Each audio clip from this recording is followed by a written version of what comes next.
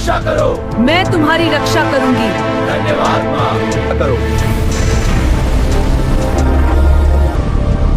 कहते हैं कि जब धरती पर अधर्म बढ़ा और दुष्ट शक्तियां लोगों को कष्ट देने लगी, तब मां पार्वती ने एक एक करके अपने 9 शक्तिशाली रूपों को प्रकट किया।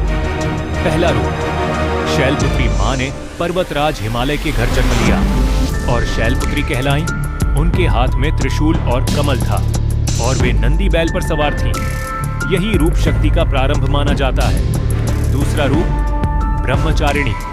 इसके बाद मां ने तपस्विनी ब्रह्मचारिणी का रूप धारण किया। उन्होंने कठोर तपस्या करके अपनी शक्ति से पूरे संसार को संयम और धैर्य का संदेश दिया। तीसरा रूप, चंद्रघंटा। जब दुष्टों का आतंक बढ़ा, तब मां ने चंद्रघंटा का वीर रूप धारण किया।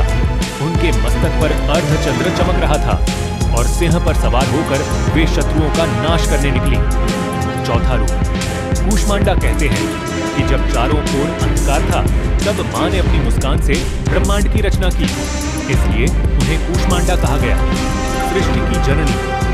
पांचवां रूप, स्कंद माता। मां ने स्थिर स्कंद माता का रूप धारण किया और अपने पुत्र कार्तिकेय को गोद में लेकर भक्तों को मातृत्व और करुणा का आशीर्वाद दिया।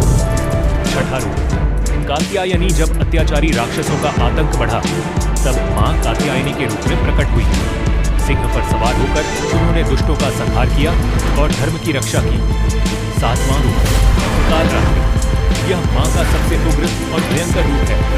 जब राक्षसों की शक्ति चरम में पहुंची, तब मां कालरात्रि बनकर प्रकट हुई और अपने प्रचंड तेज से अंधकार का अंत कर दिया। आठवां रूप, महागौरी। युद्ध के बाद मां का रूप अत्यंत शांत और उज्जवल हो गया। यही रूप महागौरी कहलाया, जो पवित्रता, शांति और करुणा का प्रतीक है। नौवां रूप, सिद्धिदात्री। अंत में मां ने सिद्धिदात्री का रूप धारण किया और देवताओं तथा भक्तों को सिद्धियां और आशीर्वाद प्रदान किए। इस प्रकार मां पार्वती के ये 9 दिव्य रूप संसार को यह संदेश देते हैं कि जब भी धर्म संकट में पड़ेगा, मां शक्ति किसी न किसी रूप में आकर अपने भक्तों की रक्षा अवश्य करेंगी।